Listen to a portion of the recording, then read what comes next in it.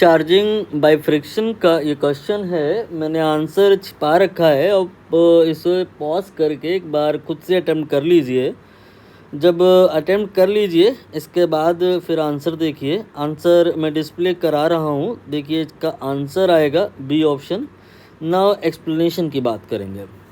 यहाँ पर दो बॉडी है, एक तो ए और दूसरा बी।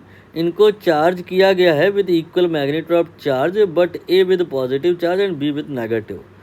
ठीक है, यहाँ पर डायग्राम के थ्रू हम बात करें अगर तो कुछ ऐसा कि ये है बॉडी ए और ये है एक दूसरी बॉडी सपोज बी।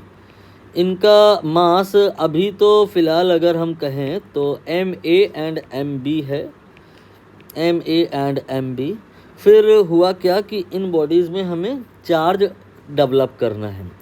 कैसा, किसमें, ये देख लो लिखा है ए विद पॉजिटिव चार्ज। ए को पॉजिटिवली चार्ज बॉडी में कन्वर्ट करना है। इसके लिए हमें डेफिनेटली समझ में आ गया होगा कि करना क्या होगा।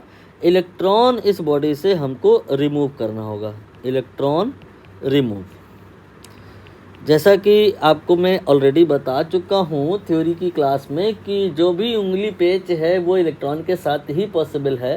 प्रोटॉन को डालना या निकालना इतना आसान नहीं होता है during the charging procedure. Due to that if body becoming here positively charge और negatively charge, definitely either electron will be added or subtracted. Here body A becoming positively charged, it is possible if electron is removed because electron is negatively charged. Electron remove हुए यहाँ पे। ठीक है, मान लेते हैं for temporary basis n are the number of electron जो यहाँ रिमूव हो गए। तो एक इलेक्ट्रॉन का मास अगर एम ई है तो n आपके जो इलेक्ट्रॉन हैं सब मिला के चलें तो n ई एम ई के बराबर का मास यहाँ आपने रिमूव किया। तो एम ए मास था पहले, जो सारे इलेक्ट्रॉन थे इसके अंदर सब मिला के, और इतने इलेक्ट्रॉन आप हटा दिए तो इतने के बराबर का यहाँ पे मास में कमी आ जाएगा। ठीक है, यहाँ पर ये आपका एम ए डैश का वैल्यू आ गया। अब एम बी पर हम बात करेंगे। ये बॉडी नेगेटिव चार्ज होनी है। तो बॉडी नेगेटिव चार्ज कैसे हो सकती है? अगर उस बॉडी को दे दिया जाए, क्या दे दिया जाए? इलेक्ट्रॉन। इलेक्ट्रॉन यहाँ पे रिमूव नहीं किए जा रहे हैं, ऐड किए जा रहे हैं। Suppose n number of electron here are added and m e is the mass of a single electron, then n m e के बराबर का टोटल मास इस बी पर आपने ऐड कर देना है। तो एम बी ये तो पहले ही था, जो इलेक्ट्रॉन इसके अंदर थे सारे के सारे उनका मास है। बाकी इतने इलेक्ट्रॉन यानी इतना मास आपने यहाँ पर और ऐड कर देना है, तो अब ये टोटल मास हो जाएगा। इस क्वेश्चन का जो मैसेज है जो हम लोगों को समझना है वो ये, इसका डिक्टो आंसर या फॉर्मूला इक्वेशन इतनी रिलेवेंट नहीं है। इस क्वेश्चन के माध्यम से हम लोगों को मैसेज ये दिया जा रहा है कि चार्ज और मास को आप कतई इंडिपेंडेंट ना समझें।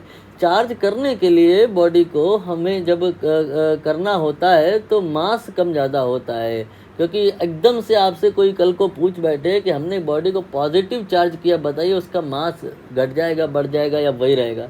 लोगों को ज़्यादा नहीं अनुभव होता तो कहते हैं वो तो मास से चार्ज का क्या लेना देना, चार्ज आप बॉडी को दो या ना दो, या पॉजिटिव दो या नेगेटिव दो, मास तो उतना ही रहेगा। लेकिन ऐसा है नहीं। जब ना आपने बॉडी को चार्ज किया ना तो फिर आप पाओगे क्या कि बॉडी का मास कम ज़्यादा हो सकता है। नेगेटिव चार्ज करोगे यू कैन रियलाइज हियर कि मास इंक्रीज कर जाएगा। पॉजिटिवली चार्ज करने के टाइम बॉडी का मास डिक्रीज कर जाएगा। एंड आंसर की बात करें तो बी ऑप्शन देखिए, यहाँ पे माइनस हो रहा है, यहाँ पे प्लस हो रहा है। तो माइनस होगा तब जब बॉडी को पॉजिटिवली चार्ज कर रहा जाएगा और प्लस होगा तब जब नेगेटिव चार्ज किया जाएगा।